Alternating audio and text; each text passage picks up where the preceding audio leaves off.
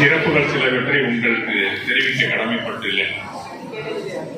ஏறத்தாழ ஒரு 25% இளைய பட்டார்களே உங்களுக்கு அறிமுகரை போல சொல்லிவிட்டார்.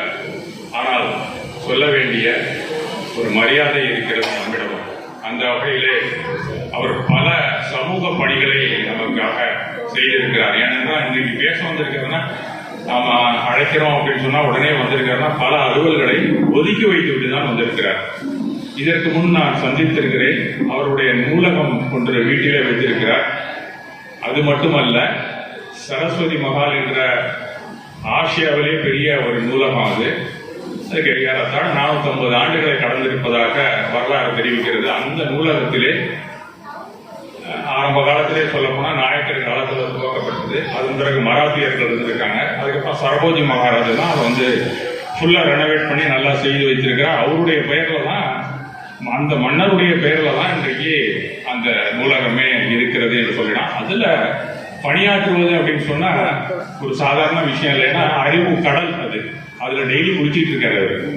இப்ப நாமெல்லாம் ஏதோ ஒரு புக்கு வாங்குவோம், படிப்போம், தூக்கி போட்டுருவோம். இவர் நினைச்சா படிச்சுட்டே இருக்கலாம். பல மொழிகள் இருக்கு, பல சோடிகள் இருக்கு. இவருக்கு சமஸ்கிருதமும் தெரியும். அதனால கண்டிப்பா இந்தியும் தெரிஞ்சிருக்கும். தமிழ்லையும் நல்ல ஆர்வம் உள்ளவர். பல தமிழ் நூல்களையும் இயற்றி நமக்காக வழங்கி இருக்கிறார். இன்னும் சொல்ல போனா என்னுடைய நெருங்கிய நண்பர் தஞ்சை அப்பாண்டிராஜன் அவர்களுக்கு நெருங்கிய நண்பர். அவர் இல்லத்துக்கு அருகில தான் இவருடைய ஏடகம் அப்படின்னு ஒரு சமுதாய பணியை செய்யக்கூடிய ஒரு நிறுவனத்தை அமைத்து சமூக ஆர்வலராக திகழ்கிறார். அவரை பற்றி நாம் தெரிந்து கொள்ள வேண்டியது மிக மிக முக்கியம். ஏன்னா நமக்கு ஒரு மோட்டிவேஷன் மிஸ்டர் முனைவர் அவர்கள் மணிமாறன் என்றுதான் நான் சொல்ல வேண்டும். ஏன்னா இது போல பல மணிமாணர்கள் தமிழ்நாட்டிலே ஏற்பட வேண்டும் அப்படிங்கிறதுனாலதான் அவரை பற்றிய ஒரு சிறப்புகளை உங்களுக்கு முன் வைக்கிறேன். வேற ஒன்றும் இல்லை. இப்போ அவரை பாராட்டணுங்கிறதுனால அடுத்த குழந்தைங்களும் மணிமாறன் மாதிரி ஒருத்தர் வரணும். இப்போ அப்துல் கலாம் மாதிரி ஒருத்தர் வந்தாருன்னா நம்ம இந்தியா நல்லா தானங்க இருக்கும். அது மாதிரி தமிழ்நாடு நல்லா இருக்கணும்னா நம்ம முனைவர் மணிமாறன் அவர்களை போல பலரும் அந்த நூலகத்துக்கு போய் படிக்கணும், பல விஷயங்களை தெரிஞ்சுக்கணும், எல்லாருக்குமே எடுத்து சொல்லிக் கொண்டே இருக்கணும், நூல்களை வழங்கி கொண்டே இருக்கணும். பல தலைமுறையாக தமிழ் தழைத்து ஓங்க வேண்டும். அதுதான் முக்கியம்.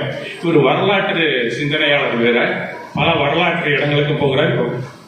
தஞ்சையில் சமணம் அப்படின்னு ஒரு நூல் போட்டு சமணத்துல எங்கெங்க இந்த எச்சமிச்சங்கள்லாம் எங்கெங்க இருக்கோ இத்தனையுமே திரட்டி இவரு 2 நண்பர்கள் ஜம்பலிங்கம் இருக்காரு, தில்லை கோவிந்தன் இருக்காங்க. 3 பேர் சேர்ந்துதான் செய்திருக்கார்கள். இருந்தால் அருண்பணி அப்படின்னு சொன்னாக்கா இவருக்கு தான் அப்படின்னு தான் சொல்லணும். அந்த நூலுக்கு அடுத்து புதுக்கோட்டையை பற்றி தயாரித்துக் கொண்டிருக்காங்க. விரைவிலேயே புதுக்கோட்டையில் சமணம் அப்படிங்கிற ஒரு நூல் வர இருக்கிறது. அவ்வளவு புகழுக்குரியவர். ஆனா அடக்கமா உட்கார்ந்துருக்கிறார். அதனால நீங்க படவடமா இல்லைன்னா அவருக்கு ஒன்றும் தெரியாதுன்னு நினைக்க வேண்டாம். அதுதான் பெரியாருக்கு அழகு அப்படின்னு சொல்லுவாங்க. அந்த அடிப்படையிலே இவர் இந்த நூலகத்துல தமிழ் பண்டிதராக பணியாற்றி வருகிறார். 54 அகவைகளை இந்த பேரறிஞர் இந்த அரசு பணியோடு தன்னை நிறுத்திக் கொள்ளவில்லை அப்படிங்கிறது உண்மையான விஷயம். ஏன்னா ஆபீஸ் போனோம், வீட்டுக்கு வந்தோம், அதோட டிவியை பார்த்துட்டு வந்துட்டு போனோம் எல்லாம். அப்படி இல்லை. அங்க நூலக பணியை முடிச்சுட்டு வந்தோன்னா இவருடைய ஏடகத்துல உட்கார்ந்துட்டாரு. அதுக்கப்புறம் அதே பணியை இன்னும் சிறப்புற அதிக நேரம் செலவிடுகிறார் என்று சொன்னால் நாம் கண்டிப்பாக இப்பவே நீங்க கடவுளை எழுப்பி அவரை பாராட்டதான் வேண்டும். இந்த மாதிரி ஆள் இருக்க மாட்டாங்க. நாங்களாம் ஆபீஸ்ல வந்தா வீட்டுக்கு போய் அப்படியே ஒரு டீயை குடிப்போம், காப்பி குடிப்போம், அதோட உட்காந்துருவோம். அது மாதிரி இல்லை. இப்போ அவர் பேசுற நேரத்தை பற்றி அதிகமாகவே இவரை பற்றி நாம பேச வேண்டும். அந்த அளவுக்கு சிறப்புகளை என்னுடைய தஞ்சை அப்பாண்டராஜன் என்கிட்ட அடிக்கடி சொல்லுவாரு. இவர்கிட்ட ரொம்பவும் பிரியமா இருப்பாரு. அதனாலதான் சாரா எனக்கே தெரியும். அதனாலதான் இந்த அளவுக்கு உங்களுக்கு முன் வைக்கிறேன். இல்லைன்னா எனக்கு தெரியலன்னா சாரை பத்தி நான் ஒன்றும் சொல்றதுக்கு வேலையே இல்லை. இந்த ஏடகம் என்ற பெயரிலே கல்வி சமூக மேம்பாடு ஆய்வு மையம் ஒன்றை அந்த தெருவுடைய நம்ம இருக்கிற அந்த பிள்ளையார் கோயில் பக்கத்திலே, நீங்க ஜவுளிசத்துக்கு போயிருந்தீங்கன்னா தெரியும், பக்கத்திலேயே இருக்கு.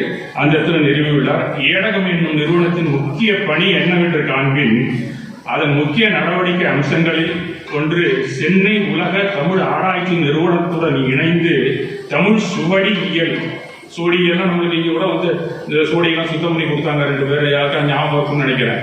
இந்த மாதிரி சோடிகளை பாதுகாக்கிறதுல அந்த பதிப்பியல் பட்டய வகுப்பு நடத்தி கொண்டிருக்கிறார்கள்.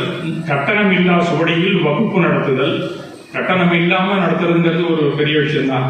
ஏன்னா எல்லாத்துக்கும் ஏதாவது அமௌண்ட் எதிர்பார்த்துட்டு தான் இருப்பாங்க. அந்த மாதிரி இல்லாம கட்டணம் இல்லாத சுவடியியல் வகுப்பு நடத்துதல் மற்றும் திருச்சிராப்பள்ளி பாரதிதாசன் பல்கலைக்கழகத்துடன் இணைந்து தமிழ் சுவடியில் சான்றிதழ் வகுப்பு நடத்துதல், புதிய ஆய்வு நூல்களை வெளியிடுதல், சுவடிகள் ஆய்வு, தொடர் சொற்பொழிவு, இத்தனையும் அந்த ஏடகம் அப்படிங்கிற அந்த அமைப்பு செய்து கொண்டிருக்கிறது. இன்னும் செய்ய போகிறது. இன்னும் மேல சில அம்சங்களையும் அவர் சேர்த்துக் கொள்வார் என்றுதான் நினைக்கிறேன். அதுக்காக நம்ம போட்டி தான் ஆகணும். அவரை தூக்கிடக்கூடாது. அதுக்காக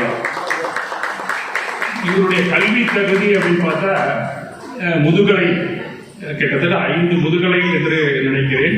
அதுல வரலாறு முக்கியத்துவமாக எடுத்திருக்கிறார். நூலகம் சம்பந்தப்பட்ட படிப்பும் படிச்சிருக்கிறாரு. பட்டய படிப்பிலே சமஸ்கிருதத்திலே பாஸ் பண்ணியிருக்கிறாரு.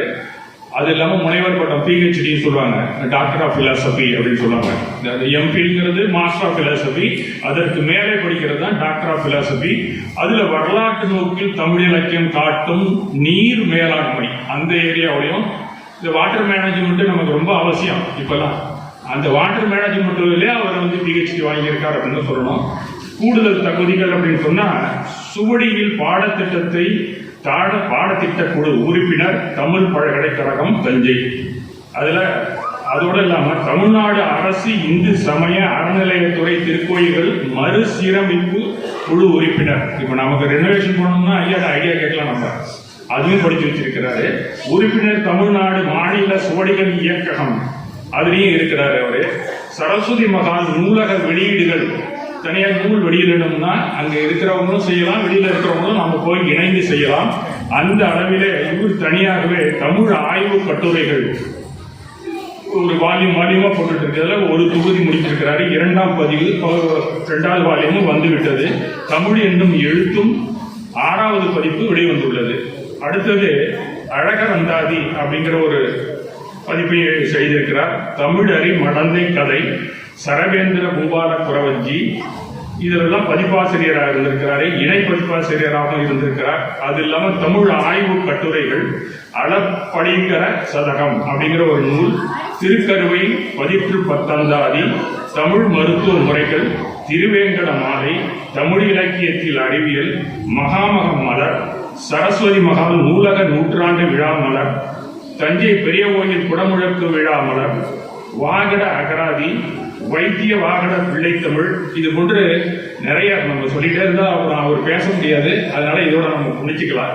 பிற வெளியீடுகள் அப்படின்னு சொன்னாக்கா 3 எழுத்தில் தமிழ், அப்புறம் மோனோகிராஃப் இன் செந்தலை டெம்பிள். மோனோகிராஃப்னா அது தனி கட்டுரைன்னு சொல்லுவாங்க, ஒரு பொருள் பற்றிய கட்டுரை, அதான் மோனோகிராஃப் அப்படிங்கிறது. அதுலயுமே அவர் விற்பனராக தான் இருந்திருக்காரு. குடவாயில் பாலசுப்ரமணியன் ஒரு வரலாற்று ஆராய்ச்சியாளர், அவர் தான் சீனியர் மோஸ்ட். அவர்கிட்ட தான் எல்லாருமே கன்சல்ட் பண்ணுவாங்க. அவரோட இணைந்த அண்ணாமலை பல்கலைக்கழக வெளியீட்டுல இவர் அந்த வெளியீட்டிலே கலந்து கொண்டிருக்கிறார். அசலாம்பிகை அம்மையார் அண்ணாமலை பல்கலைக்கழக வெளியீடு. இது போன்று ஒரு கிட்டத்தட்ட டிகிரி நீர் மேலாண்மை, டிகிரி கட்டுரைகள், தஞ்சையும் அரண்மனையும், சரஸ்வதி மகால் நூலக பருவ இதழ்கள், இது போன்று வரிசையா வந்துட்டே இருக்கு. நம்ம படிச்சாக்கா தள்ளிட்டே இருக்க வேண்டியதான், அவ்வளவு இருக்கு. தொகுதிகள் அப்படின்னு பார்த்தாக்கா 53, 54, 55, 56 கதிர்காம மாலை 1816ஆம் ஆண்டு தேட சட்டங்கள் அப்படின்னு வந்துட்டு இருக்கு. சுவடி பயிலரங்கம் அப்படிங்கிற அந்த பிரிவிலுமே தமிழ் பண்டிதராக பணியாற்றிய கடந்த 10 ஆண்டுகளில் ஆண்டுதோறும் தொடர்ந்து நூலகம் நடத்திய தமிழ் சுவடிகள் பயிலரங்கில் ஒருங்கிணைப்பாளராக செயல்பட்டு 250க்கும் மேற்பட்ட மாணவர்களுக்கு சுவடி படித்தறியும் பயிற்சியை வழங்கியுள்ளார். இது ஒரு முக்கியமான விஷயம். நம்ம ஸ்டூடெண்ட்ஸ் நம்ம படிக்கணும்னு யாரும் இருந்தா கூட சாரை கான்டாக்ட் பண்ணிங்கன்னா அடுத்த பயிலரங்க எப்போ ஒர்க் ஷாப் வருவாரோ அப்ப நீங்க போய் சேர்ந்து படிக்கலாம். அது மாதிரி கட்டுரைகள் அப்படின்னு சொன்னா உலக தமிழ் செம்மொழி மாநாடு, எல்லாருக்குமே தெரியும் செம்மொழி மாநாடு கோவையில் நடந்தது இல்ல. தமிழ் அரசு வெளியிட்ட மகாமகம் மலர், 2016ஆம் ஆண்டு நடைபெற்ற மகாமக விழாவிற்கான சிறப்பு மலர், உலக தமிழ் ஆராய்ச்சி நிறுவனம் சென்னை, ஊவே சாமிநாதையர் நூலகம் சென்னை, தஞ்சை தமிழ் பல்கலைக்கழகம், சித்த மருத்துவக் கல்லூரி ஸ்ரீபெரும்புதூர், சென்னை பல்கலைக்கழகம், கேரள பல்கலைக்கழகம் போன்றவற்றில் கட்டுரைகளை வழங்கியுள்ளார்கள்.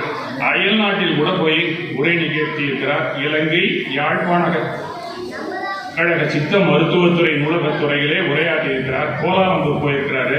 மலாயா பல்கலைக்கழகத்திலே போய் உரையாற்றி இருக்கிறார்கள். இவருடைய சிறப்புரைகள் கல்லூரி நிறுவனங்கள், பல்வேறு பள்ளிகள், கல்லூரி, சுடர் சங்கம்னு ரோட்டரி கிளப் அப்படின்னு சொல்றாங்கல்ல, அதுல பாரதி சங்கம், அப்பர், இவை போன்ற பொது அமைப்புகளில் கலை, இலக்கியம், வரலாறு, சுவடியியல் துறைகளில் சிறப்புரை ஆற்றியுள்ளார்கள். இவருடைய ஆய்வு கட்டுரைகள், ஆய்வு செய்திகள் அப்படின்னு பார்த்தா நியூஸ் பேப்பர்ல வருது, மந்த்லி மேகசின்ல இருக்கு, ஃபோர்ட் நைட்ல இருக்கு. அதாவது என்ன சொல்லுவாங்க, அது வந்து தினமணி, தினமலர், காலை கதிர், தினத்தந்தி, இந்த மாதிரி டெய்லி வரக்கூடிய நியூஸ் பேப்பர்லயும் வருகிறது. வாராவாரம் வரக்கூடிய விகடன், புதிய தலைமுறை, கல்கி, சிலவொளி, தமிழ் பொழில், தமிழ் கலை, இதெல்லாம் கூட இவருடைய கட்டுரைகள் வந்து கொண்டிருக்கின்றன. புதிய தலைமுறை உள்ளிட்ட தொலைக்காட்சி நிகழ்ச்சியிலையும் கலந்து கொண்டிருக்கிறார். மேலும் மேலும் ஆய்வு கட்டுரைகள் வெளிவந்து கொண்டேதான் இருக்கின்றன. அது மட்டுமல்ல, திருச்சி வானொலி போன்ற வானொலியிலுமே இவருடைய பேச்சுக்கள் அடிக்கடி வந்து கொண்டிருக்கின்றன. தமிழ் சுவடி விவர அட்டவணை தொகுதி இதெல்லாம் வானொலியிலே பேசியிருக்கிறார். குருவிக்குளம் ஸ்ரீ மீனாட்சி சுந்தரேஸ்வரர் சதகம், ராஜ வம்சாவளி சரித்திரம், புத்தக திருவிழா 2022 இலக்கிய திருவிழா கட்டுரை தொகுப்பு, இது போன்று எல்லாமே வானொலி வடிவத்திலையும் அவர் வழங்கியிருக்கிறார்கள். விருதுகள்னு பார்த்தாக்கா வரிசையா படிச்சுட்டே இருக்கலாம். அவர் நம்ம சாமி புறப்பாடே லேட்டாக இருந்திருக்கு, அவ்வளவு இருக்குது. இல்லை தொல்காப்பியர் மொழி காவலர் விருது, இது மாதிரி வரிசையா இருக்கு. ஆனா அவருடைய பேச்சு நம்ம கேட்கணுங்கிற ஆர்வத்தில் இருக்கிறதுனால கண்டிப்பாக நம்ம அவருக்கான நேரத்தை ஒதுக்கி கொண்டு மேலும் சிறப்புகள் இருந்தாலும்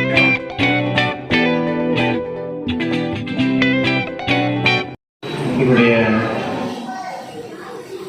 அதிகப்படியான அன்புல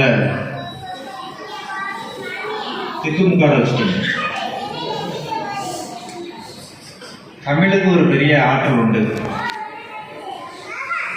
ஐயா சுவாமிகள் சொன்னது போல கல் தோன்றி முன் தோன்றா காலத்து தோன்றிய மூத்த மொழி.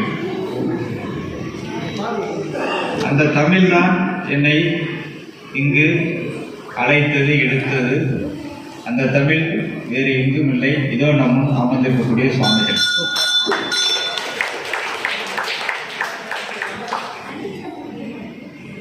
அருமை நண்பர் ராமகிருஷ்ணன் அவர்கள் ஒரு 15 நாட்களுக்கு முன்னால் இதுபோல் மன்னார்குடி கோயிலில் எங்களுடைய கோயில் நிகழ்வு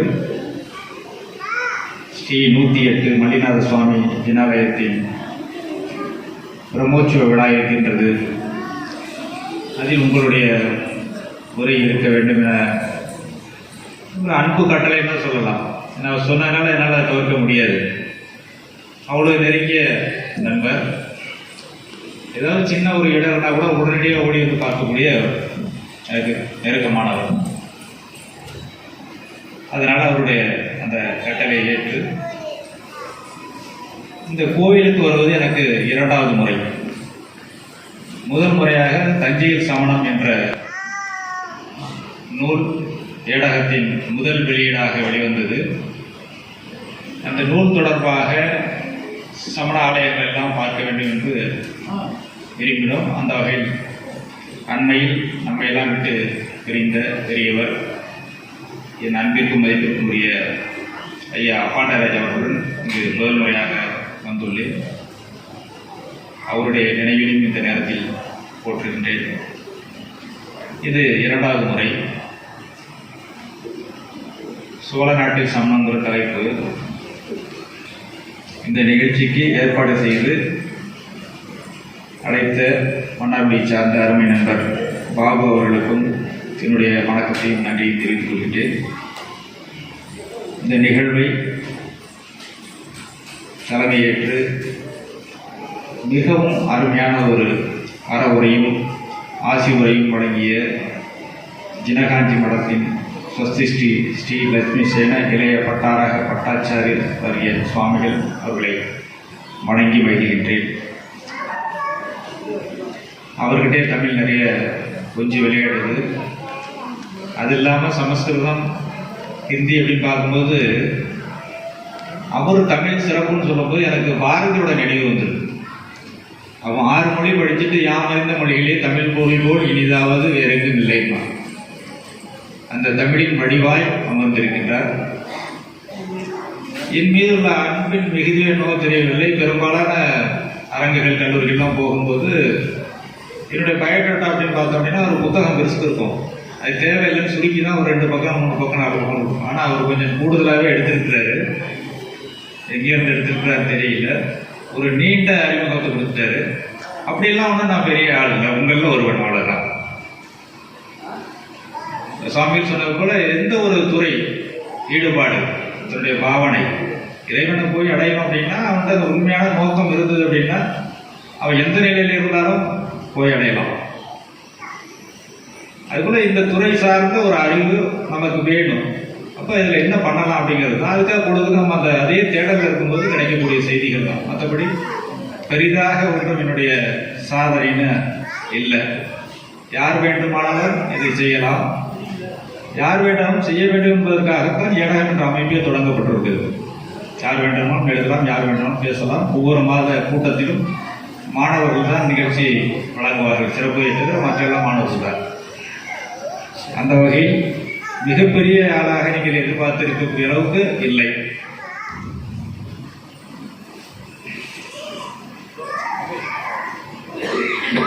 சமணம், சமணம் பற்றி வெளி உலகத்துக்கு கொண்டு வர்றதுங்கிறது ஒரு பெரிய செய்தி. மிகப்பெரிய மகான்களால் உருவாக்கப்பட்ட சித்தாந்தங்கள், கொள்கைகள், கருத்துக்கள் எல்லாம் ஒரு காலகட்டத்தில் ஒரு புது வடிவமாக மலர்ந்து சமூகத்துக்கு பயனளிக்கக்கூடிய வகையில் இருக்கும்போது சமூகம் அவற்றை ஏற்றுக்கொள்கின்றது. என்னுடைய பார்வையில் சமணம் அப்படித்தான் கருதுகிறேன். மிக முக்கியமான சித்தாந்தம் தத்துவம் என்னவென்றால் அன்னதானம், அபயதானம், ஔஷத தானம். ஔஷதம் என்றால் ஒரு தேர்ந்தெடுக்கும் மருந்து, சாத்திர தானம். இதை யார் ஒருவர் கொடுக்கின்றாரோ அவர் தான் கடவுள். அதை செய்ததுதான் உங்களுடைய தீர்த்தங்கரர்கள் இந்த சமண மதம். அதனால்தான் சமணம் இந்தியாவிற்கும் மிக பெருமளவில், குறிப்பாக சொல்லப்போனால் 10ஆம் நூற்றாண்டெல்லாம் இந்த பகுதியெல்லாம் சமணம் செழித்து தலைத்து வளர்ந்த ஒரு நிலை இருந்தது. கால ஓட்டத்தில் அவையெல்லாம் மெல்ல மெல்ல அறிவிக்கின்றது. அதிலே குறிப்பாக சோழர் கல்வெட்டுகளில் பார்க்கும்போது 5 நாள் புகையிடம் என்ற சொல்லாட்சி 4-5 ஊர் கல்வெட்டுகளில் கிடைக்கின்றது. இந்த 5 நாள் புகையிடம் என்பதே ஏதோ ஒரு நெருக்கடியான சூழல், போர் சூழல், இயற்கை பேரிடர், வாழவே முடியாது இந்த பகுதியில் என்ற ஒரு நிலை ஏற்படும் போது அங்கிருந்து இடம்பெயர்ந்து வரக்கூடிய எதிரிகளாக வரக்கூடிய அந்த மனிதர்களுக்கு இடமளித்து, உணவளித்து, மருந்தளித்து, கல்வி அளித்தது உலகில் முதல் செய்த ஒரே மதம் சமணம் என்றால் மாற்றுகிறது.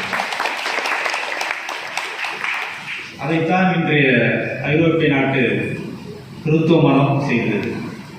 ஆக கிறிஸ்துவ மதத்திற்கு வழிகாட்டியாக இருந்தவர்கள் யார் என்றால் அன்றைய சமணர்களும் சமண மதம் தான். அந்த அளவுக்கு சிறப்பு மிக்க ஒரு ஆற்றல். இந்த சமணம் என்பது ஐயா அவர்கள் இருக்கிறார்கள். கொள்ளந்தொழில் பூசிப்பது போல நான் கதை சொல்லக்கூடாது. அவர் சொன்ன ஒரு கதை, நல்ல அருமையான கதை சொன்னார்கள்.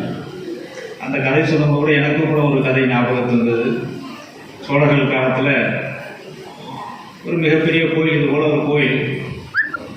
நாளை காலை அந்த கோயிலுக்கு பாலாபிஷேகம் செய்ய வேண்டும். மன்னர் தண்டோரம் மூலம் அறிவிக்கிறார். தெருவில் இருக்கக்கூடிய அது செட்டியார் மக்கள் வாழக்கூடிய பகுதி. இந்த செட்டியார்களுடைய வழக்காட்டு கதைகள் நிறைய இருக்கு. அது சில நகைச்சுவையாகவும் இருக்கும். அந்த அறிவிப்பின்படி பெரிய ஒரு அண்டா, அந்த அண்டா வந்து நம்ம பார்க்க முடியாது. அப்படியே கையை வளர்த்து மேலே ஊற்றணும், படியில் ஏறி இப்படி ஊற்றணும், பால் ஊற்றணும்னு அறிவிப்பு. சரி, எல்லா தெருமக்கள் எல்லாருமே போய் பால் ஊற்றுறாங்க. அதில் ஒரு செட்டியார் சொல்கிறாரு, இவ்வளோ பேர் பால் ஊற்றும்போது நம்ம ஒருத்தர் மட்டும் ஏன் பாலை வேஸ்ட் பண்ணுவானே, ஒரு சொம்பு தண்ணி கொண்டு ஊற்றணும்னா அண்டா நிறையா இருக்கிற பாலில் நம்ம சொம்பு தண்ணி தெரியவா போகுது அப்படின்னு நினச்சிட்டு ஊற்றிட்டார். அடுத்த நாள் காலையில் அங்குள்ள அதிகாரிகள் முன்னாடி அந்த அண்டாவை போய் பார்க்கும்போது அண்டா முழுக்கமே தண்ணியாக இருந்தது. இப்போ இறை பக்தி என்பது எப்படி இருக்க வேண்டும், பெரியோர்களை எப்படி அணுக வேண்டும் என்பதை மிக அருமையான கதையின் வாயிலாக ஐயா அவர்கள் சுவாமிகள் குறிப்பிட்டார்கள். கிமுவில் தோன்றிய ஒரு மதமாக இருந்தாலும் கூட தமிழகத்திற்கு மௌரிய பேரரசன் சந்திரகுப்தன், அவனுடைய குருநாதர், இவர்கள் காலத்தில் கிட்டத்தட்ட கிமு 322 298 அந்த காலத்தில் பத்திரபாகு முனிவரால் மௌரிய பகுதியில் ஏற்பட்ட இடர்களுக்காக புலம்பெயர்ந்து இன்றைக்கு இருக்கக்கூடிய கர்நாடக பகுதி மைசூர் நாட்டை சார்ந்த சரவணபெருமாள் வருகின்றார்கள். அங்கிருந்து தமிழகத்திற்கு தூதுவர்கள், அதற்கடுத்த சீடர்கள் என்று சமணம் பரவுகின்றது. இப்படி வந்த அந்த சமணத்தின் மீது எனக்கு என்ன ஒரு பெரிய ஈர்ப்பு என்றால், முதலே சொல்வது போல அவருடைய சமூக சேவை, சாதி சமயமற்ற ஒரு ஏற்றத்தாழ்வற்ற சமூகத்தை உருவாக்க வேண்டும் என்ற அவருடைய நோக்கம், பறையன் மகனினும் அவனிடமும் கடவுள் இருக்கின்றார் என்று சொல்லக்கூடிய செயல்பாடு என்பது இன்று வேண்டுமானால் நாம் பெரிதாக சொல்லலாம், நாங்கள் அதையெல்லாம் பார்க்கவில்லை அப்படின்னு. 2000 ஆண்டுகளுக்கு முன் சொல்ல நிலை இருந்தது அப்படின்னா நீங்கள் நினச்சி பாருங்க, கடுமையான காலகட்டம் ஆகலாம். அப்போ போய் நாங்கள் எல்லாரும் சமம்னு சொன்னோம் அப்படின்னா அப்படிதான் கொண்டே விடுவோம். அப்படிப்பட்ட ஒரு காலகட்டத்தில் அனைவரையும் அரவணைத்து சென்ற அவருடைய போக்கு இருந்தது, மிகப்பெரிய வளர்ச்சியை கொடுத்தது. ஆனால் காலம் பின்னால் அதை சுருக்கிவிட்டது. அதற்கு மிக முக்கிய காரணம், அந்தந்த மொழிகளில் எந்த தாய்மொழியோ அந்த தாய்மொழியில் தன்னுடைய கருத்துக்களை பதிய வேண்டும், சொல்ல வேண்டும் என்பதை அழகாக வலியுறுத்தியது சமணம். தமிழர்கள் இன்று மிகப்பெரிய ஒரு செம்மொழி என்று செம்மாந்து நிற்கின்றோம் என்றார்.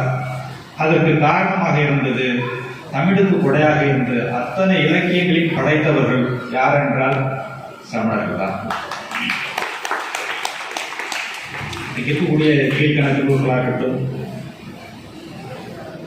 மற்ற இலக்கியங்களாக இருக்கட்டும், அனைத்திலும் திருக்குறள் இது போன்ற அற்புதமான கருத்துக்களை வெளிக்கொண்டு வந்து மிக பெரும் பணியை செய்தவர்கள், தமிழுக்கு காலந்தோறும் அழியாத புகழை தேடி தந்தவர்கள் என்றால் இந்த சமணத்தை சார்ந்தவர்கள். அற்புதமான ஒரு நாளடியாரெல்லாம் நமக்கு சொல்வழக்கே ஒன்று, ஆளும் மேலும் பட்டு குருதி, நாளும் இரண்டும் சொல்லு குருதி. நாளடியார் மாதிரி ஒரு அருமையான நூல் பார்க்க முடியாது. அந்த நாளடியார் பதிப்பில் சிறந்த பதிப்பு, சிறப்பான பதிப்பு அப்படின்னா எங்களுடைய சரசிமானோட திருக்குறள் பதிப்பு. மற்ற பதிப்புகளில் இல்லாத புதிய கருத்துக்கள் நாளடியாரில் இருக்குது, அந்த நூல் போட்டுருக்கோம். அது மட்டுமல்லாமல் சரஸ்வதி மகாரில் ஒரு காலகட்டத்தில் சுவடிகள் பார்த்தோம் அப்படின்னா ஒரு 5 சுவடிகள் சமணம் சார்ந்த சுவடிகள் இருந்தது. பிறகு வந்த ஆசிரியர்கள் கிட்டத்தட்ட 297 சுவடிகள் சமண சுவடிகள் சரஸ்வதிமான் நூலகத்தில் இருக்கு. சரஸ்வதிமான் நூலகம் வெளியிட்ட நூல்கள் அப்படின்னு பார்த்தோம்னாலே கிட்டத்தட்ட ஒரு 5க்கும் மேற்பட்ட நூல்கள் சமணம் சார்ந்த சுவடிகளில் இருந்து எடுத்து பதிப்பிக்கப்பட்ட நூல்கள் இருக்கு. இப்போ இன்னும் அங்கேயும் கூட எங்களுக்கு பதிப்பு பணிகளில் இந்த சுவடிகள்லாம் பதிப்பிக்கிறதுக்கான ஆட்கள் தேவை. அந்த சுவடிகளுக்கு செய்திகளை படித்து நூல் எழுதுவதற்கு தயாராக இருந்தால் சரஸ்வதி நூலகத்தின் சார்பாக அதை வெளியிடுவதற்கு முயற்சி மேற்கொள்ளப்படும் என்பதை உங்களிடம் கூறிக்கொள்கின்றேன்.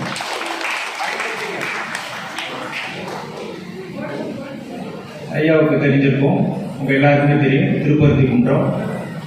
இந்த திருப்பருத்தி குன்றத்தை பற்றி என்னைக்கு ஒரு 65-70 ஆண்டுகளுக்கு முன்னாடி 1940 மயிலை சீனி வெங்கடசாமி, அவரை நம்ம மறக்க முடியாது, மறக்கக்கூடாது. முதல்ல தமிழகத்தில் சமணங்கிற நூலாக தான் எழுதுகிறார். அதுக்கு முன்னாடி 40 பௌத்தமும் தமிழகம்னு ஒரு புத்தகம் எழுதுறாரு. அந்த புத்தகத்தில் பார்த்தீங்கன்னா பௌத்தத்தை பற்றி சொல்கிறதுனால பௌத்தம் எல்லாருக்கும் ஓரளவு தெரிஞ்சது, சமணங்கிறது ஒரு தெரியாத ஒரு காலகட்டமாக இருந்தது. அப்போ அவர்கிட்டே போய் கேட்குறாங்க, திருப்பதி குன்றத்திற்கு புத்தரை போய் பார்த்துருக்கீங்களான்னு மயிலை சீனியை சொல்லி சொல்கிறாங்க. அவர் கேட்குறாரு, புத்தர் இல்லையா சமணர் அப்படின்னு. இந்த குழப்ப நிலை என்பது அப்பயே இருந்தது. அவர் சமணம் பற்றி ஒரு 4 ஆண்டுகள் மெனக்கெட்டு ஒரு புத்தகத்தை எழுதுறாரு. எழுதிட்டு என்ன காரணமும் தெரியல, வெளியிட முடியல. 40க்கு பிறகு பௌத்த வெளியிற்கு பிறகு 1954 தான் அவரால் சமணம் தமிழ்ங்கிற புத்தகத்தை மயிலை சீனி வெங்கடசாமியில் வெளியிட முடியுது. அதுக்கு அவர் குறிப்பிட்ட நெருக்கடியை சொல்கிறார். நான் ஏன் இதை பதிவு பண்ணுறேன்னு கேட்டால், அந்த அனுபவம் எனக்கும் உண்டு. பல்வேறு வகையான நெருக்கடி அவருக்கு ஏற்படுது. பல தமிழறிஞர்கள் இது ஏன் போய் செய்றீங்கிற மாதிரி கேள்வி. அது வெளிப்படையாக சொல்லலை, இருந்தாலும் புத்தகம் வச்சுட்டு வெளில வந்துடும். இந்த ஏடகம் அமைப்பு தஞ்சாவூர் தொடங்கி அது சுவடியெல்லாம் என்னுடைய ஏடக பொறுப்பாளர் கொடுத்துருக்குறாங்க. அவங்க பேர் என்னுடைய பொறுப்பாளர் ஜெயலட்சுமி, செந்தில்குமார் வந்திருக்காரு, ராமகிருஷ்ணன் ஒரு பொறுப்பாளர் தான். எல்லாம் சேர்ந்து தான் அதை நடத்திட்டு இருக்கிறோம். அதில் முதல் நூலாக அந்த சமணம் வெளியிடும் போது நிறைய பேர் என்ன கேட்டாங்க, நீ ஜெயினான்னு கேட்டாங்க, நீயும் சமணரான்னு கேட்டாங்க. நான் சொன்னேன், சமணம் என்பது அது சாதி மதமே இல்லாத ஒரு அமைப்பு, அவங்க எந்த ஏற்றத்தாலும் கிடையாது, எனக்கு அது பிடிச்சதுனால செஞ்சேன் அப்படின்னா. சமணத்தை பற்றின செய்திகள் படிச்சிருக்கிறோம், மயிலட்சி செய்திகள்லாம் படிச்சுட்டு சுவடியல் மட்டும் இல்லாமல் கலா ஆய்வு போடுறது என்னுடைய வழக்கம் உண்டு. என்னுடைய ஆசிரியர் புனவாய் பாலசுப்ரமணியன் அவரோட சேர்த்து பல ஆண்டுகள் பயணித்து தனித்த முறையில் எங்கெல்லாம் சிற்பங்கள் புதைவிட்டு கிடக்கும் அதெல்லாம் தேடி கண்டடிக்கும் போது சமண சிற்பங்கள் மட்டும் தஞ்சை மாவட்டத்தில் புதிதாக நிறைய கண்டெடுப்போம். தஞ்சையிலும் மிக ஆழமாக வேரூன்றிய ஒரு பகுதியாக தஞ்சை சமணம் இருந்தது. ஒரு காலகட்டத்தில் அகத்தியான் பள்ளி, திருக்காட்டுப்பள்ளி, என்னுடைய பொருளாளர் வேலை பார்க்குற ஸ்கூல் வந்து சக்கராப்பள்ளி, நம்ம எல்லாருக்கும் தெரிஞ்சிருக்கு. கும்பகோணத்துலேருந்து போகிற வழியில் ஐயப்பேட்டைட்டு சக்கராப்பள்ளின்னு ஒரு ஊர். இந்த பள்ளின்னு இருந்தாலே அது சமணர்கள் வாழ்ந்த பகுதிங்கிறது என்னுடைய கருத்து. அவங்க பள்ளியில் ஒரு நாள் ஆட்டு வேலை பேச போகும்போது சக்கராப்பள்ளின்னு இருக்காங்க, இருக்கிறது கூட முஸ்லீமால இருக்கிறாங்க, எப்படி பேர் சக்கராப்பள்ளி வந்திருக்கும் அப்படின்ட்டு ஒரு நண்பர் ஆய்வாளர், அவர் முகமதி ஆய்வாளர் அவர்களெலாம் கேட்டு உறுதிப்படுத்தினா, ஒரு காலகட்டத்தில் அங்கே இருந்த சமணர்கள்லாம் நெருக்கடிக்கு தள்ளப்பட்டு முஸ்லீமாக மாறி இருக்கிறாங்க. இப்படி தான் ஒவ்வொரு காலகட்டத்திலையும் நடந்திருக்கு. இப்போ இந்த திருக்காட்டுப்பள்ளி, பூதலூர் இந்த பகுதியெல்லாம் பார்க்கும்போது நிறைய சமண சிற்பங்கள். என்னுடைய ஆய்வு நீர் மேலாண்மை பற்றி ஆய்வு செய்யும்போது அல்லூர் அரிசிக்குடின்னு ஒரு ஊர் இருக்குது, திருக்காட்டுப்பள்ளி போகிற வழியில் இருக்குது. அந்த ஊரில் மிகப்பெரிய ஒரு ஏரி இருக்குது இன்றைக்கும், வீரசிகாமணி பேரேரின்னு ஒரு பெரிய ஏரி. அந்த ஏரியை பராமரித்தவன் ராஜேந்திர சோழனுடைய படைத்தலைவனாக பணி செய்து ஜெயமூரி நாடாழ்வான்கிறவன் பண்ணான். அந்த ஜெயமூரி நாடாழ்வான்கிறவன் ஈழத்துக்கு படையெடுத்து அந்த பகுதியில் வென்றவன். அங்கே ஈழத்தில் இருக்கக்கூடிய இலங்கையில் இருக்கக்கூடிய கனகதாராங்கிற பகுதியில் கல்வெட்டில் அவருடைய பேர் இருக்கு. அங்கே இருக்கக்கூடிய சோழர் கல்வெட்டுகளில் என்னுடைய பேர் இருக்கு. அவன் அந்த ஏரியை பராமரிச்சுக்கான். எப்போ இது ஒரு 10ஆம் நூற்றாண்டு இறுதி வாக்கில். ஆனால் இந்த ஏரியை பராமரிப்பதற்கு அதற்கு முன்பாக ஒரு 300 ஆண்டுகளுக்கு முன்பு அந்த ஏரியை பராமரிப்பதற்கு நிலம் அளித்ததாக ஒரு கல்வெட்டு கிடைக்கிறது. அந்த நிலம் அளித்தவர் புத்தாமூர் என்ற பகுதியை சார்ந்த இன்னைக்கு இருக்கக்கூடிய துப்பாக்கி தொழிற்சாலை பகுதி, இந்த பெல் அந்த வளாகம், அந்த புத்தாமூரை சார்ந்த கனகசேனர் பிடாரங்கிற ஒரு சமணர் தான் அங்கே கொடுத்துருக்கிறார். இது நமக்கு கல்வெட்டு கிடைக்கிறது. அதே போல் என்னுடைய ஆய்வில் செந்தலைக்கு போகும்போது செந்தலையில் இங்கே ஒரு சிவாலயம் இருக்குது, மீனாட்சி சுந்தரேஸ்வரர் சிவாலயம் ஒரு சிவாலயம் இருக்குது. 1311 வாக்கில் அப்படியே இந்த கல்லணையிலேருந்து அந்த பகுதியில் முகமதிய படையெடுப்பு மிகப்பெரிய அளவில் நடக்குது. இந்த படையெடுப்பில் பல கோயில்கள் இடித்து தரமாற்றமாக்கப்பட்டது, பொருட்கள் கொள்ளையடிக்கப்பட்டது. அது மாதிரி வரும்போது இந்த பகுதியில் இருந்த சமண கோயில்களும் அதிலிருந்து தப்பிக்கல. அந்த கோயிலை ஆய்வு செஞ்சுட்டு இருக்கும்போது முதல் கோபுரத்தில் ஒரு மேலும் பார்த்தீங்கன்னா சமணரோட சிற்பம் இருக்குது, சின்ன ஒரு கையகல சிற்பம். சிவன் கோயிலில் சமணரோட சிற்பம் எப்படி வந்தது அப்படிங்கிறத ஆய்வு பண்ணணும். அப்போ பார்க்கும்போது இந்த அல்லூர் அரிசிக்குடி ஆய்வு செஞ்சுட்டு இருக்கும்போது அந்த ஊருக்காரர் சொன்னேன், இங்கே ஒரு கோயிலுக்குள்ள கண்டிப்பாக சமணர் கோயில் இருந்திருக்கணும், எந்த இடத்துல ஏதாவது இடிஞ்ச கோயிலுக்கு தான் ஏதாவது ட்ரேஸ் கிடைக்கிறதா சொல்லுங்க அப்படின்னா. அப்படியெல்லாம் ஒன்றுமே இல்லையப்பா அப்படின்னாரு. அப்படி இல்லைன்னா ஊர் ஏரியோ குழம்போ தூவாரிங்கன்னா ஒரு நாளைக்கு சமண சிற்பம் கண்டிப்பாக கிடைக்கும் அப்படின்னு. கரெக்டாக ஒரு 3 வருஷம் கழிச்சு பார்க்கும்போது அவர் ஒரு நாள் போன் அடிக்கிற, தம்பி நீ சொன்ன மாதிரியே எங்கள் ஏரியை தூண்டணும், புத்தர் மாதிரி ஒரு சிலை கிடக்கு அப்படின்னாரு. அது ஒரு சமண சிற்பம் மிக திருவியார் தாலுகா அலுவலகத்தில் இருக்குது. நான் அவர்கிட்ட பல முறை சொல்லிட்டு அதை வீட்டு கொண்டு போய் ஊரில் வைங்க அப்படின்னு. அவர் அது பெரிய ஒரு முயற்சி எடுக்கல. முடிந்தால் உங்களால் முடிந்ததுன்னா அதை கொண்டு போய் அந்த ஊர்லேயே போய் வைக்கலாம், இல்லை வேறு எங்கேயாவது கொண்டு போய் வைக்க கூட அரசு அனுமதி பெற்று வைக்கலாம். அப்போ அந்த அல்லூர் அரிசிக்குடியிலேருந்து ஒரு 2-3 கிலோமீட்டர் பயணிச்சோம் அப்படின்னா இன்றைக்கி அந்த ஊருக்கு பேர் அம்மன்குடிப்பாங்க, வழக்கு சொல்ல அம்மன்குடி. அது அம்மன்குடி, சமணர்கள் அமணர்கள் சொல்கிற ஒரு வழக்கம் உண்டு. இந்த அம்மன்குடிங்கிற பகுதி அந்த ஊர்கிட்ட இருந்திருக்கு. அந்த ஊரை சார்ந்தவர் தான் புத்தாமூரில் ஏதோ தொடர்பில் அங்கே இருந்திருக்கிறாரு. அவருடைய குடும்பம் அங்கே இருந்திருக்கலாம், இங்கே வந்துட்டு போயிட்டு இருந்திருக்கலாம், இல்லை மனைவி வீடாக இருக்கலாம். இந்த ஏரி பராமரிப்பதற்காக கொடை வழங்கிய செய்தி நமக்கு கிடைக்குது. செந்தலை கோபுரத்தில் இந்த அம்மன்குடியில் இருந்து இடிக்கப்பட்ட சமணர் ஆலயத்தை எஞ்சிய பகுதியில் கொண்டு போய் அங்கே வச்சிருக்கிறாங்க. அப்போ அது சிவாலயமாக இருந்தால் கூட அங்கேயுமே ஒரு சின்னம், ஒரு சமணருடைய சிற்பம் இருக்கு. அப்போ இது போல பல இடங்கள்ல அழிவுபட்ட நிலையில இருக்கு. இப்போ அண்மையில் ஒரு ஐயா இருக்கும்போது நினைக்கிறேன், ஒரு 2-3 ஆண்டுகள் இருக்குங்க, திருக்காட்டுப்பள்ளியில் இந்த பூதலூர் போகிறதுக்கு முன்னாடி கன்னிமாத்தோப்புன்னு ஒரு இடம்.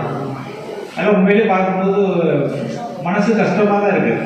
உங்களுக்கு எப்படி தோணுது இல்லை, எனக்கு அந்த இதை பார்க்கும்போது, அந்த கலையை சார்ந்து பார்க்கும்போது அது எதை சார்ந்ததாக இருந்தாலும் பாதுகாக்கப்பட வேண்டும். அங்கே போனால் ஒரு சப்த கண்ணீர் சிலை இருந்தது, ஒரு கிணறு இருந்தது. அங்கேருந்து கண்ணு கட்டின வாயில ஒரு விஷ்ணு சிற்பம், அது அருமையான விஷ்ணு சிற்பம். அதை தாண்டி போட்டால் மகாவீர சிற்பம் ஒன்று இருக்குது. இந்த மகாவீர சிற்பத்தை நம்ம அங்கே வச்சு வழிபடுறோம். அங்கே வாய்க்காலில் ஓடுற அந்த கால்வாய் தண்ணி அடைப்புக்கு பயன்படுத்திட்டு இருக்கிறாங்க. அதான் ரொம்ப கொடுமை. அந்த செய்தி போட்டு கூட இன்னும் அந்த அருங்காட்சியகத்துக்கோ இல்லை கோயிலுக்கோ போய் சேரலை. இன்னும் அந்த கால்வாய் அடைப்புக்கு பயன்பட்டு இருக்கு. இந்த மாதிரி அந்த சோழ நாட்டுக்குள்ள சமணம்னா கூட நிறைய சோழ நாட்டுக்குள்ள சமணம் பற்றி நிறைய எழுதியிருக்கிறாங்க, புத்தகங்கள்லாம் நிறைய கிடைக்கும். இதில் நாங்கள் கண்டறிந்தது, இப்போ இந்த புத்தகம் இடத்துல வெளியிட்டோம். என்னுடைய நண்பர்கள் முனைவர் ஜம்பலிங்கம், முனைவர் தில்லை கோவிந்தராஜன் 3 பேரும் சேர்ந்து இது பண்ணால் 3 பேருமே பல இடங்களுக்கு சேர்ந்து கலாவிற்கு போயிருக்கோம், தனித்தனியாக பண்ணியிருக்கிறோம். இந்த புதலூர் பகுதியில் நான் போய் பண்ணால் இப்போ நாட்டாணியிலேருந்து ஒரு நம்ம முன்னாள் அமைச்சர் எஸ் பள்ளிமணிக்குடைய சொந்த ஊர் நாட்டாணி, சண்முக சாஸ்திரா பல்கலைக்கழகம் இருக்குல்ல, அதுலேருந்து உள்ளே போனோம் அப்படின்னா நாட்டாணி போகலாம். அங்கே ஒரு நாள் இருந்து ஒரு பையன் ஃபோன் பண்ணி புத்தர் சில மாதிரி ஒன்று கிடக்கு அப்படின்னாரு. ஏன்னா கண்டிப்பாக தெரியும் புத்தராக இருக்கிறது வாய்ப்பு கிடையாது, சமணம்லாம். ஏன்னா அங்கே இருக்க பக்கத்தில் இருக்க அந்த தச்சன்குறிச்சிங்கக்கூடிய மாதிரி இப்போ முருகன் கோயில்னு சொல்லி வழிபட்டு இருக்கிறாங்க. அது ஒரு காலகட்டத்தில் சமணருடைய 5 நாள் புகழிடமாக இருந்த பகுதி. அதற்கான கல்வெட்டு சான்றுகள்லாம் கிடைக்குது. அப்போ கிட்ட நிச்சயமாக அது சமணம் சார்ந்ததாக தான் இருக்கணும், சமணராக தான் இருக்கணும் அப்படின்ட்டு போனோம். போனால் ஒரு கிட்டத்தட்ட ஏக்கர் கணக்கில் அடர்ந்த கருவேல காடு, உள்ளூர் ஆட்களையும் தொடங்கி அழைச்சிட்டு தான் போனோம். அப்படி போய் பார்க்கும்போது கூட கூட வந்த நண்பர் காட்டு போட்டிருந்தா கூட கருவேப்பிலை அங்கே இங்கேயும் கிழிச்சு, காலெல்லாம் கிழிச்சு ஒரே அடர்த்தியாக இருக்குது. அந்த காஞ்ச முட்டெல்லாம் கிழிச்சிடுது. இருந்தாலும் பரவாயில்ல உள்ள போனால் காலையில் போனோம்னா கிட்டத்தட்ட 9 மணிக்கு அந்த காட்டுக்குள்ள நுழைஞ்சவங்க 12:30 மணி ஆயிடுச்சு தேடி கண்டுபிடிக்க. உள்ளூர் ஆட்களை வச்சுக்கிட்டு அவன் இங்கே தான் கிடந்தது, அங்கே தான் கிடந்தது, இங்கே தான் கிடந்துங்கிறாங்க இல்லையே. ஒவ்வொரு புதராக தேடி தேடி தேடி கடைசியாக அந்த ஒரு சமண சிற்பத்தை கண்டடிக்கும். இது மாதிரி பார்த்தோம் அப்படின்னா தஞ்சை மாவட்டத்தில் ஏற்கனவே புத்தகங்களில் பதிவு பெற்ற சிற்பங்களை விட தேடி கண்டறிய வேண்டிய சிற்பங்கள் நிறையாவே இருக்குது. இங்கே உறையூர்லேருந்து வெள்ளனூர், பழநாகப்பள்ளி, அன்பை, புலிவலம், அம்மன்குடி, சீயாலம், அம்மன்குடிங்கிற இன்னொரு அம்மன்குடியும் கல்வெட்டு குறிப்பிடுறாங்க. தஞ்சை மாவட்டம் இல்லாமல் இன்னொரு அம்மன்குடி, ஜெயகுண்ட சோழபுரம், லால்குடி, இது மாதிரி பல ஊர்களில், வெட்டுவாந்தலை, இங்கெல்லாம் போனோம் அப்படின்னா நிறைய இருக்குது. புதுக்கோட்டை பகுதியிலையும் சமணம் சார்ந்து நிறைய சின்னங்கள் இருக்குது. அதையெல்லாம் செய்யணும் அப்படிங்கிற ஒரு எண்ணம் இருந்தது. அதற்கான முயற்சிகளும் எடுத்தோம். ஒரு பாதி இடங்களை ஆய்வு செஞ்சுருக்கிறோம். மிச்ச இடங்களை இன்னும் முடிந்தோன்னா ரயில்வேல் ஐயா கூட கேட்டாங்க. அவங்க பத்மராஜ் ராமசாமி அவர்கள் புதுக்கோட்டை சமணம் பற்றி சொன்னார். நிச்சயமாக அதுவும் இந்த ஆண்டு இறுதிக்குள்ளாக நிறைவு பெறும் என்ற நம்பிக்கையை வைக்கின்றேன். குடவாசல் பக்கத்தில் அகரவோகைன்னு ஒரு ஊர். இந்த புத்தகம் உங்களுக்கு எல்லாமே கிடைச்சிருக்க வாய்ப்பு உண்டு. இருந்தாலும் நினைவுக்காக அகரவோகையில் ஒரு 3 அடி உயரத்தில் அருகதேவ சிற்பம் கண்டெடுக்கப்பட்டது. கிட்டத்தட்ட ஒரு 35-40 சிற்பங்கள் தஞ்சை பகுதிகளில் நாங்கள் கண்டெடுத்த சிற்பங்களை ஒரு புத்தகமாக தொகுத்திருக்கோம். இது எல்லாமே சோழ நாட்டை சார்ந்தது தான். சோழர்கள் காலத்தில் சமண ஆலயங்களுக்கு மிகப்பெரிய கொடை வழங்கியிருக்கிறார்கள், நிறைய நிபந்தனைகள் அளித்திருக்கிறார்கள். எல்லா இடங்களிலும் சமண ஆலயம் மிக சிறப்பாக வழங்கி இருக்கிறது. பிற்காலத்தில் பாண்டியர்கள் காலத்தில் கூட ஓரளவுக்கு பாதுகாக்கப்பட்டது. அடுத்தடுத்த காலகட்டத்தில் கொஞ்சம் கொஞ்சமாக அருகிவிட்டது. அடஞ்சூர்னு ஒரு ஊர், அது திருக்காட்டுப்பள்ளியில் வெண்ணாத்து கரையில் இருக்கக்கூடிய ஒரு ஊர். அடஞ்சூர் ஒரு சமண சிற்பம் இருக்குது. அல்லூர் அடிசிக்குடி, நான் அதான் சொன்னேன் ஏற்கனவே, அந்த சேந்தன் அடிசி வாழ்ந்த ஊர். ஏரியில் கடந்து எடுத்து திருவையாறு தாலுக்கா அலுவலகத்தில் இருக்குது. ஆதனூரில் சமண சிற்பம் இருக்குது. அடுத்து ஆவிக்கரைங்கிற இடத்துல ஒரு லிங்கம் புதையன்றதுன்னு போனோம். அங்கே போய் பார்க்கும்போது சமண சிற்பம் நமக்கு கிடைச்சது. பழமானேரின்னு ஒரு ஊர் இருக்குது. அதுக்கு பழைய பேர் கல்வெட்டில் எடுத்த நான் துருத்தி அப்படிங்கிற பேர் வருது. திருக்காட்டுப்பள்ளிக்கு பக்கத்தில் அந்த ஊர். அங்கே ஒரு விநாயகர் பக்கத்தில் 60 சென்டிமீட்டர் உயரமுள்ள தீர்த்தங்கள் இருக்கிறாரு. ஒரத்தூரில் என்னுடைய நீர் மேலாண்மை ஆய்வுக்காக அந்த பகுதிக்கு போகும்போது ஒரு ஏரி குளத்துக்குள்ளர சமண சிற்பம் கிடந்தது. குளத்துலேருந்து எடுத்து அதை வெளியில் வச்சுருக்கிறோம். அது கூட 2 ஆண்டுகளுக்கும் அப்போ ஒரு நண்பர் ராமகிருஷ்ணனோட போய் அந்த ஊரில் அதுக்கு ஒரு பீடம் கட்டி வைக்கிறதுக்கான ஏற்பாடெல்லாம் பண்ணோம். உள்ளூர் மக்களுடைய ஆதரவு இல்லை, விட்டுட்டாங்க. இப்போ மீண்டும் அது முயற்சி பண்ணிகிட்டு இருக்கிறாரு. போட்டாச்சு, சரி முயற்சி. ஒரு குறும்பூண்டின்னு ஒரு ஊர், அங்கே நாட்டாணி போகிற வழியில் இருக்க தச்சன்குறிச்சி மலைக்கிட்ட குறும்பூண்டியில் ஒரு சமண சின்னம். குருவாடிங்கிறது நம்ம வயலூர் தாண்டி ஊர் பேர் குருவாடி. அதுக்கு பழைய பேர் வந்து குறுகாடிக்கு பேர் இலக்கியத்தில், கல்வெட்டுகள்லேயும் அதான் வருது. சோழ கல்வெட்டில் குருகுங்கிற பறவைகள் நிறைந்த பகுதி, அதனால் குருகு ஆடி அன்னைக்கு வழக்கு சொல்ல குருவாடின்னு வந்துருச்சு. அங்கேயுமே இருந்திருக்கு. சித்திரக்குடியை பற்றி இப்போ அண்மையில் 10 நாளைக்கு முன்னாடி ஒரு நந்தி கல்வெட்டுகள்லாம் எடுத்து செய்தி போட்டோம். எல்லா பத்திரிகையிலுமே வந்தது. அங்கே ஒரு 4-5 ஆண்டுகளுக்கு சமண சின்னம் இருந்தது, ஒரு தீர்த்தங்கரை இருந்தது. இப்போ அண்மையில் பார்க்கும்போது காணோம். இப்போ என்ன எங்களுக்கு இப்போ பயம்னா, பல இடங்களில் இந்த மாதிரி ஆய்வுக்கு போய் சிற்பங்கள் இருக்கு அப்படின்னு செய்தி போட்டோம் அப்படின்னா சமண சின்னங்களை திருட மாட்டாங்க, அதையும் தூக்கி விட்டாங்க. நம்மளோட ரொம்ப வேகமாக இருக்கிறாங்க சிலையை கடத்துறவங்க. அதை மீட்டு கொண்டு வரதுக்கு தான் ரொம்ப கஷ்டமாக இருக்குது. இந்த சிலை கடத்துறதுக்குள்ளே என்கிட்ட தொடர்பு கொள்வாங்க, இது எந்த காலம் என்னென்ன ஐடென்டி பண்ணுங்க பாருங்க. அப்போ சொல்லும்போது கூட விளையாட சொல்லுவாங்க, சுற்றி பார்க்கறதுக்கு போயிருக்க வெளிநாடு திரும்பி வந்துடுவார் அப்படின்னு. யார் அவர் அழைச்சிட்டு போகிறது இல்லை, இவனை தூக்கிட்டு போயிடுறாங்க, கல் சிலையிலையும் போட்டு போயிடுறாங்க. அதனால் செய்தி பல இடத்துல போகிறதுக்கே பயமாக இருக்குது. சிராங்குடி புலியூர் நாகூர்கிட்ட இருக்குது. சுரக்குடிப்பட்டின்னு ஒரு ஊரில் பள்ளியிடத்துக்கிட்ட சமண சின்னம் இருக்குது. செங்கங்காடு வேதாரண்யத்துக்கு இருக்கக்கூடிய ஒரு ஊர். செம்பியன் களரி, இதுவும் திருக்காட்டுப்பள்ளி பகுதியில் இருக்கக்கூடியது. ஒரு அடர்ந்த காட்டுக்குள்ள வயலுக்குள்ள இறக்கி போனோம் அப்படின்னா ஒரு சமண சின்னம் இருக்குது. சிறுமாக்கநல்லூர். நான் ஒரு நல்ல பணியை செஞ்சுருக்கிறீங்க. இப்போ எங்கெல்லாம் சமண சின்னங்கள் இருக்கோ அங்கெல்லாமே ஒரு இந்த எல்லோ கலரில் ஒரு குறிப்பிட்ட இடத்த போட்டு வச்சுருக்கீங்க. அதனால் வரக்கூடிய சுற்றுலாக்காரங்களுக்கு இல்லை வழிபாட்டுக்கு போகிறவங்களுக்கு ஒரு வசதியாக இருக்க இடத்த கண்டுபிடிக்கிறதுக்கு. இப்போ தஞ்சாவூர்லேயே வடக்கு வீதியில் ஒன்று கிடந்தது. வீட்டு ஸ்கூலுக்கு பின்புறமாக ஒரு சமண சிற்பம் இருக்குது, அதுவும் இருக்குது. ஒரு ராஜராஜன் அருங்காட்சியகத்தில் ஒன்று இருக்குது. தஞ்சாவூர் மாவட்ட பழைய கலெக்டர் ஆஃபீஸில் அங்கே ஒரு சமண சிற்பம் இருக்குது. இப்போ இருக்கக்கூடிய இந்த திருவாரூர் மாவட்டத்தில் தப்பலாங்குடியூர்னு ஒரு இடத்துல தியான கூடத்தில் 41 சென்டிமீட்டர் உயரத்தில் சமண சிற்பம் இருக்குது. திருத்துறைப்பூண்டியில் ஒரு சிற்பம் இருக்கிறத பிரெஞ்சு பெட்டாலஜியில் பதிவு பண்ணியிருக்கிறாங்க. திருநாகேஸ்வரத்தில் ஒரு சிற்பம், திருப்படங்கத்தில் ஒரு சிற்பம், தோழின்னு ஒரு ஊர் அங்கே ஒரு சிற்பம் இருக்குது. நாகப்பட்டினத்தில் இருக்குது.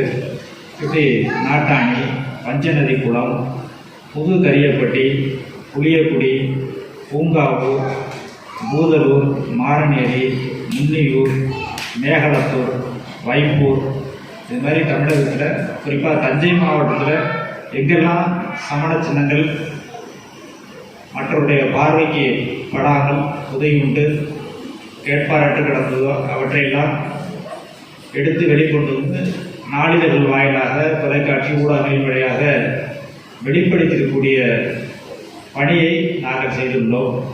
அதற்கு முக்கிய காரணம் அவர்கள் சொன்னது கூட தமிழ் மொழி, தமிழுக்கு அவர்கள் ஆற்றிய தொண்டு, அவர்கள் படைத்த இலக்கியம், இவையெல்லாம் காரணம். நானும் ஒரு தமிழ் மாணவன் என்ற வகையில் இந்த சமணம் சார்ந்து அவர் செயல்படுத்திய அந்த தமிழியலை மிக அழகாக கொண்டு செல்ல வேண்டும் என்ற எண்ணத்தோடு ஐயா மட்டுமல்ல, அமுதே தமிழே என்று பாடிய அந்த இன்பத்தமிழ், சின்ன குழந்தைக்கே கொண்டு வந்து இன்பத்தமிழ் பேரே எனக்கு பிடிச்ச இந்த இன்பத்தமிழ், அந்த இன்பத்தமிழ் வந்து தமிழே அழகே என்று பாடியது. இந்த பிள்ளைகளோடு உங்கள் அனைவரோடும் இணைந்து தொடர்ந்து தமிழ் பணி ஆற்றுவோம். இந்த வாய்ப்புக்கு நன்றி கூறி விடுவதே. நன்றி, வணக்கம்.